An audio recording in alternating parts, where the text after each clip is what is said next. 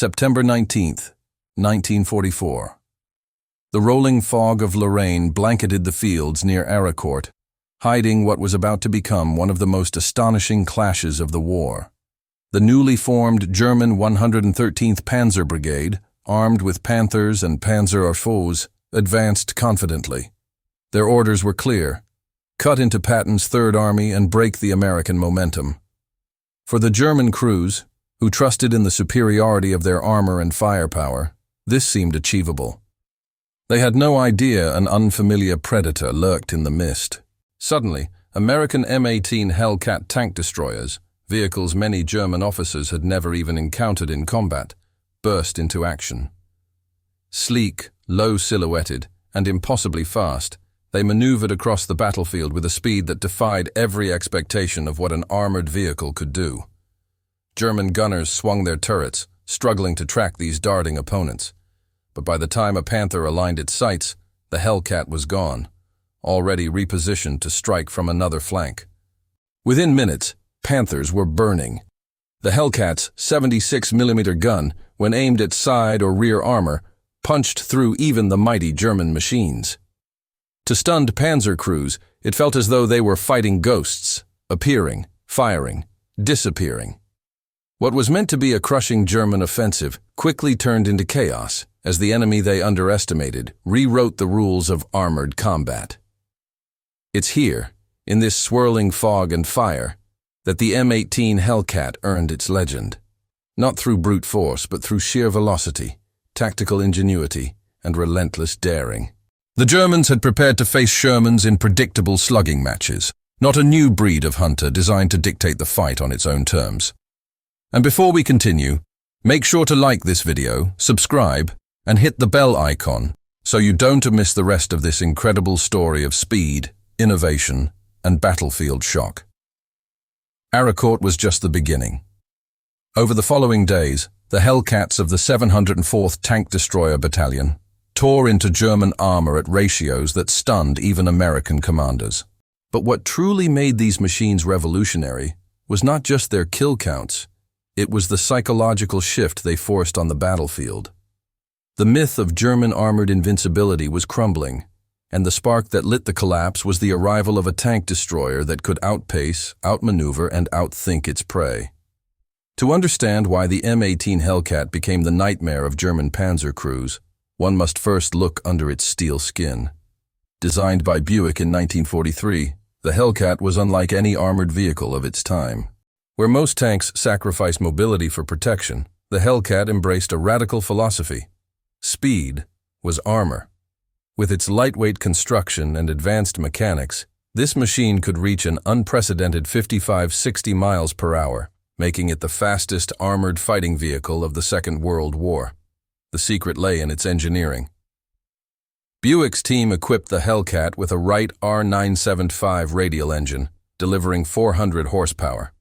Combined with a revolutionary torsion bar suspension system, the vehicle glided over rough terrain at speeds previously unimaginable for something weighing 20 tons. This gave American crews the ability to dictate the pace of combat, racing to ambush sites, shifting flanks mid-battle, or disengaging entirely before enemy gunners could react. For German Panther and Tiger crews, trained to dominate through firepower and armor, this mobility was baffling. Equally important was the vehicle's automatic transmission. Unlike the heavy gear systems of German tanks, which often required brute strength and slowed maneuvering, the Hellcat's controls were smooth and responsive. Young American crews, many fresh out of training, could quickly master the system, exploiting its agility without the mechanical hesitation that plagued their opponents. This user-friendly design was not just a technical innovation, it was a tactical weapon, allowing entire battalions to operate like lightning on the battlefield. Of course, there was a price. The Hellcat's armor was thin, only 12-25mm in most places, vulnerable even to machine gun fire at close range. Yet American doctrine accepted this trade-off. The vehicle was never meant to slug it out head-on with Tigers or Panthers. Instead, its purpose was to strike from concealment, deliver precise blows, and vanish before retaliation. In essence, the Hellcat was less a shield and more a rapier, swift, sharp, and deadly in the right hands. For the Germans, the very existence of such a machine upended assumptions about armored warfare. Speed had never been prioritized at this scale. But now, on the battlefields of Europe, the Hellcat was proving that agility and tactical surprise could be more decisive than thickness of steel. The revolution in design was setting the stage for one of the most devastating demonstrations of maneuver warfare in modern history. The M18 Hellcat was not just a vehicle, it was the embodiment of a doctrine. The U.S. Army, faced with the brutal efficiency of German armored spearheads early in the war, recognized that conventional tanks like the Sherman could not always counter the sheer power of Tigers and Panthers head-on. Thus emerged the Tank Destroyer Command, an organization built around a radical idea. Instead of matching German armor with equal heaviness, America would develop lighter, faster vehicles designed to outmaneuver and annihilate enemy tanks through mobility and firepower. This doctrine emphasized flexibility.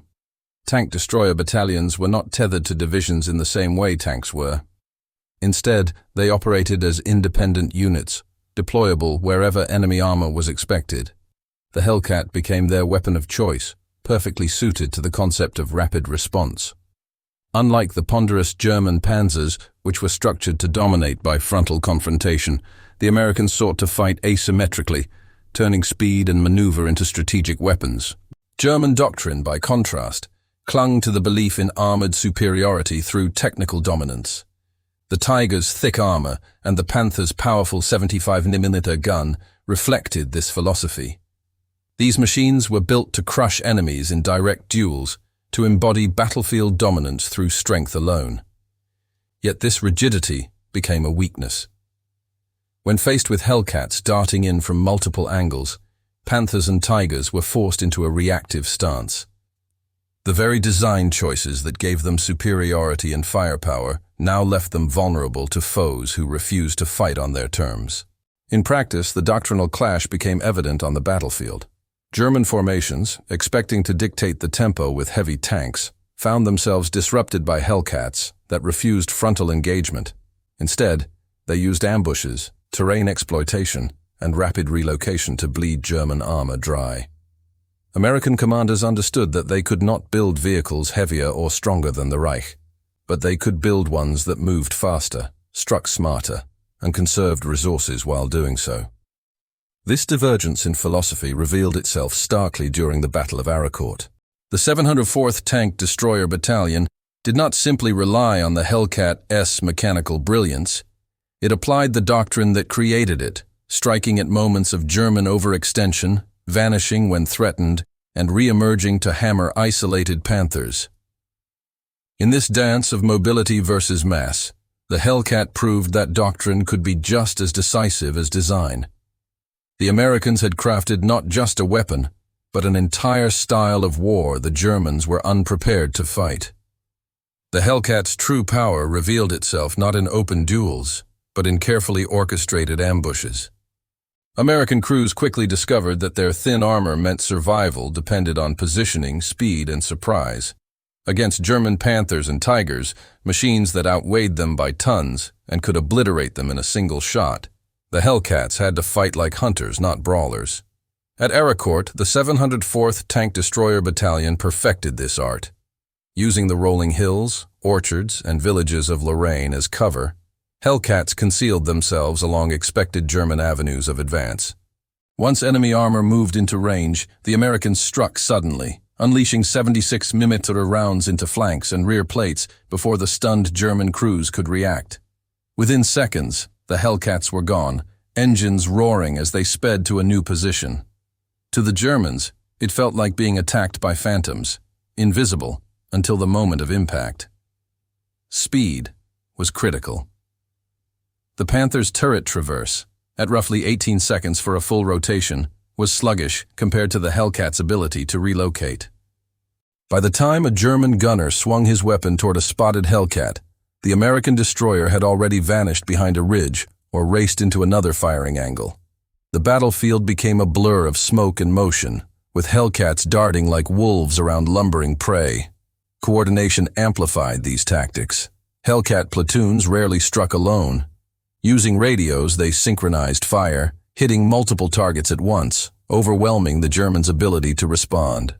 A Panther commander might turn to face one threat, only to find another pouring fire into his exposed side. This constant shifting denied German tanks the opportunity to bring their superior armor and guns to bear in controlled engagements. Terrain manipulation was another weapon. Hellcats frequently used hull-down positions, exposing only their turrets while keeping their fragile hulls hidden. In the mist and fog of Lorraine, they blended seamlessly into hedgerows and villages, appearing without warning. German reports from Arracourt described enemy vehicles striking from nowhere and vanishing before counterfire could be delivered. The shock of fighting an adversary that refused to stand still unsettled even veteran crews. These ambush tactics were not improvised but calculated. American commanders knew that the Hellcat could not win in a fair fight, and so they ensured the fight was never fair. By rewriting the rules of engagement, the Hellcat transformed mobility into lethality, turning its greatest weakness into the foundation of its battlefield dominance. For German crews trained to believe in the superiority of their armor, the arrival of the M18 Hellcat was nothing short of bewildering. The Panther, with its thick frontal armor and deadly 75mm gun, was considered nearly invincible against Allied vehicles in open combat. Yet during the fighting around Arracourt, Panther crews found themselves on the defensive, not from equal opponents, but from machines that seemed to rewrite the very laws of tank warfare. Veterans later recalled their frustration. Otto Carius, a renowned German tank ace, noted how difficult it was to track fast-moving American vehicles with heavy German turrets. The Panther's traverse, already burdened by weight, became a fatal flaw when facing Hellcats that darted from one firing angle to another. By the time a German gunner adjusted, the American destroyer had already slipped behind cover, or worse, delivered a crippling shot. For tankers accustomed to deliberate frontal duels, the Hellcat's speed was almost insulting. It reduced their vaunted machines into clumsy giants. Reports from the 113th Panzer Brigade described encounters where Panthers advanced confidently, only to be flanked in minutes. Survivors spoke of enemy vehicles that moved too swiftly to be engaged, their frustration compounded by radios that often failed to deliver timely warnings. German reliance on rigid formations further worsened the problem. When one tank fell under sudden ambush, neighboring vehicles lacked the freedom to reposition effectively, leaving them exposed to the same fate. The psychological effect was devastating. Crews who once relied on thick armor now found themselves anxious, constantly scanning for foes they could not anticipate. The belief that the Panther was untouchable was shattered by Hellcats that refused to meet them head-on. German tankers spoke of phantom hunters that struck from every side, instilling a sense of helplessness that no training could erase. In after-action assessments, commanders admitted that the Americans had achieved a tactical surprise. The Hellcat-S combination of high speed and radio coordination allowed relatively small units to dismantle larger German forces. This realization was bitter. Panzers were designed to dominate through fear and power, yet here they were, undone by a lighter, weaker machine that weaponized unpredictability. For the German soldier on the ground, the experience was humiliating. They had entered Lorraine confident in their armor's superiority. What they found instead was an enemy who fought on different terms entirely, terms that rendered their might irrelevant. The Hellcat had not only broken formations, it had broken illusions. The Battle of Arracourt, fought between September 18th and 29th, 1944, became the proving ground for the M18 Hellcat. Here, in the rolling hills and fog-draped fields of Lorraine, the 704th Tank Destroyer Battalion carved its legend against one of Germany's newest armored formations, the 113th Panzer Brigade. What was expected to be a German hammer blow turned into a humiliating defeat, with the Hellcat at the center of the storm. The engagement began with German confidence. Panthers and Panzer Brigade advanced under the assumption that American armor could be smashed with direct assaults. Yet the battlefield conditions played directly into U.S. hands. Dense fog concealed Hellcat positions, while American crews, equipped with superior radios, coordinated ambushes from ridges, orchards, and village edges. When visibility cleared, German tanks often found themselves already in the crosshairs. The 704th employed classic hit-and-run tactics. Hellcats struck flanks, unleashed precise volleys, then relocated before the Germans could retaliate. Panther crews tried to bring their powerful guns to bear, but the Hellcats were gone by the time their turrets swung into place. On several occasions, American destroyers circled around stalled German columns, striking from angles that rendered thick frontal armor useless. The battlefield became a chessboard where speed dictated survival. The results were staggering. Over the course of the battle, the 704th and supporting units destroyed or disabled roughly 86 German tanks while losing fewer than 10 Hellcats in direct engagements. The kill ratio, close to 10-1, was unprecedented and underscored the devastating effectiveness of speed and coordination over sheer firepower. German survivors admitted to being stunned by the ferocity and unpredictability of the attacks. American reports highlighted not just the weapon, but the men behind it. Crews demonstrated initiative, exploiting every advantage the Hellcat offered. Commanders praised their ability to maneuver in the fog, coordinate rapid strikes, and maintain pressure on the Germans, despite being outgunned on paper. Arracourt became a textbook example of how doctrine, innovation, and battlefield adaptation could dismantle a seemingly superior opponent. For the Germans, Arracourt was a sobering failure. The 113th Panzer Brigade, fresh and supposedly elite, was gutted in its first major action. Worse, the defeat revealed that heavy tanks were not invincible when faced with an enemy that refused to fight conventionally. The myth of unstoppable German armor had been cracked wide open, and the Hellcat-S silhouette became the symbol of that transformation. Behind every Hellcat roaring across European fields stood the industrial genius of Buick, a division of General Motors. At first glance, it seemed almost improbable. The same company famous for luxury cars was tasked with designing one of the fastest armored vehicles of the war. But Buick engineers embraced the challenge with a philosophy that broke entirely from conventional tank design, prioritizing mobility and agility over armor thickness. The foundation was a radical weight-saving approach. Where German engineers layered on steel, Buick opted for efficiency. The M18 AS armor was deliberately thin, at most 25 millimeters on the hull and turret, far less than that of a Sherman, let alone a Panther. Critics initially called it suicidal, arguing that such protection would never withstand a battlefield. But Buick's designers weren't building a tank. They were crafting a hunter. The Hellcat's defense lay in its speed, not in absorbing hits. Central to this design was the 18-cylinder Wright R975 radial engine, originally built for aircraft. It delivered nearly 400 horsepower, pushing the 20-ton Hellcat to speeds of 55 to 60 mph, making it the fastest armored fighting vehicle of the war. Buick coupled this with a revolutionary torsion bar suspension system, allowing smooth travel over rough terrain at high velocity. Where German Panzers lumbered forward, the Hellcat glided with surprising grace. Production innovations also played a decisive role. Buick streamlined the manufacturing process, reducing complexity and standardizing components to accelerate output. From mid-1943 to late 1944, nearly 2,500 Hellcats rolled out of American factories, each representing a careful balance of firepower, cost, and speed. Assembly line precision ensured that units arriving in Europe could be deployed rapidly with minimal mechanical issues, a contrast to Germany's increasingly fragile and maintenance-heavy armor. Even the transmission reflected forward thinking.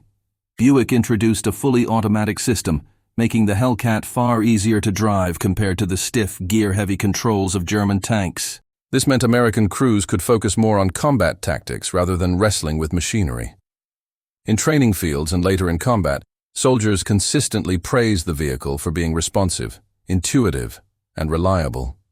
Perhaps most striking was how the Hellcat represented American industrial culture itself. While Germany built monumental machines that strained resources, the United States emphasized practicality, speed, and adaptability. The Hellcat embodied this ethos, proving that war-winning weapons did not always need to be the heaviest or most intimidating on paper. They needed to be efficient, producible, and perfectly suited to doctrine. Buick had turned its car-building expertise into a weapon that shifted the balance of armored warfare. For German tank crews, the first encounters with the M18 Hellcat were unsettling. Accustomed to dueling Shermans and Churchills at predictable ranges, they suddenly faced an American machine that refused to behave like a tank at all. Reports from Panther and Panzer IV crews in Lorraine and Alsace described an enemy that appeared, struck with a precise 76 mm round, and then vanished before the cumbersome German turrets could traverse or the gunners could adjust their sights. At the Battle of Arracourt in September 1944, the 113th Panzer Brigade quickly learned this lesson. Their armored columns moved through fog-shrouded fields, confident that their superior armor would dictate the engagement. But Hellcats, operating in platoons, used the mist to their advantage, darting from cover, firing, and retreating at speeds that bewildered German crews. One Panther commander wrote afterward that it felt like fighting ghosts on tracks, since the Americans never held ground long enough for a counterstrike. The psychological effect was profound. German doctrine had always emphasized the superiority of the Panzer arm, and the Tiger and Panther were symbols of battlefield dominance. To discover that these armored behemoths could be outmaneuvered by a lightly clad American vehicle was a humiliation many crews struggled to process. Tankers accustomed to slow, grinding duels now faced opponents who dictated the pace entirely. Each ambush chipped away at morale, leaving commanders frustrated as their heavy machines lumbered helplessly. Communication breakdowns worsened the problem. Only a fraction of German vehicles carried effective radios, and when Hellcats struck from multiple directions, coordination collapsed. Panthers often fought in isolation, unable to warn one another of flanking threats. Crews who turned their turrets to meet one Hellcat-S fire often found another striking from the opposite side, exploiting the delays caused by slow traverse mechanisms. What had once been considered an advantage, the sheer weight and firepower of the Panther, was now a liability. The contrast was stark. While German engineers had poured resources into thicker armor and larger guns, American doctrine had quietly shifted the equation. For Panzer crews, the Hellcat was the embodiment of an enemy who refused to fight on their terms.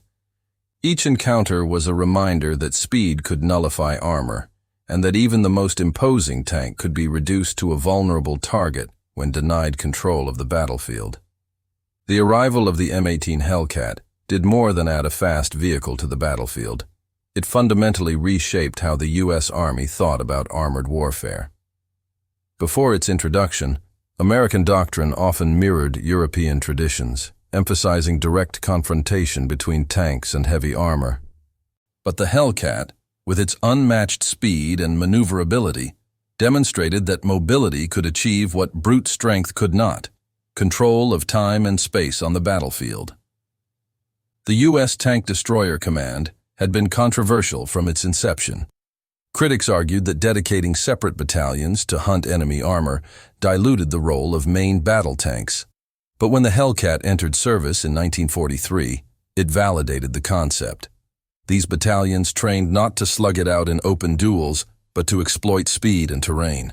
By the fall of 1944, commanders began to recognize that mobility, when combined with disciplined tactics, could yield results impossible for slower units.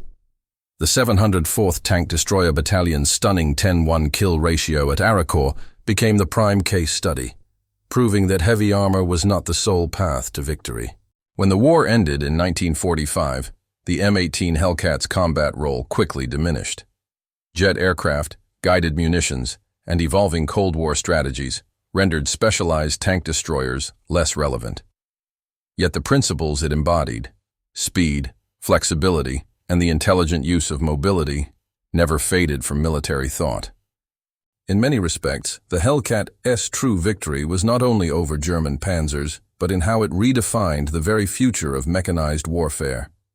The U.S. Army's post-war doctrines reflected this shift. Rather than building massive, immovable fortresses on tracks, American designers focused on creating vehicles that balanced firepower with agility.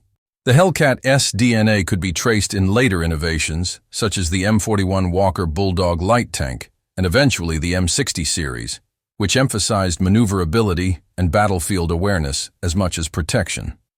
Even modern main battle tanks like the M1 Abrams carry forward the Hellcat S lesson. Dominance comes from speed of action, not just thickness of armor. Internationally, the Hellcat's record also influenced NATO doctrine during the early Cold War. Facing the prospect of numerically superior Warsaw Pact armor, Western planners concluded that mobility, rapid response, and integrated communications were the keys to survival. These were precisely the qualities the Hellcat had demonstrated on the battlefields of Lorraine and Luxembourg. Generals who had witnessed its success carried those memories into planning sessions, ensuring its influence endured long after the vehicles were scrapped. Beyond the technical legacy, there was a cultural one. For the men who served in them, the Hellcat symbolized trust in innovation and adaptability. Veterans often spoke with pride about how their machine, though fragile by conventional standards, gave them the initiative in combat. They remembered the exhilaration of outmaneuvering Panthers and the satisfaction of defeating a supposedly superior foe by thinking faster and striking smarter. These stories became part of the larger narrative of American ingenuity in World War II, the idea that industry, doctrine, and determination could triumph even against daunting odds. Today, preserved examples of the Hellcat stand in museums and memorials, reminders of an era when velocity became the ultimate weapon. To modern observers, its thin armor and exposed crew compartment may seem reckless, but in context, it was revolutionary. The M18 Hellcat proved that innovation is not about building the biggest or the strongest. It is about finding the advantage that the enemy least expects. That timeless truth is the Hellcat's greatest legacy, still echoing in the strategies of modern armored warfare.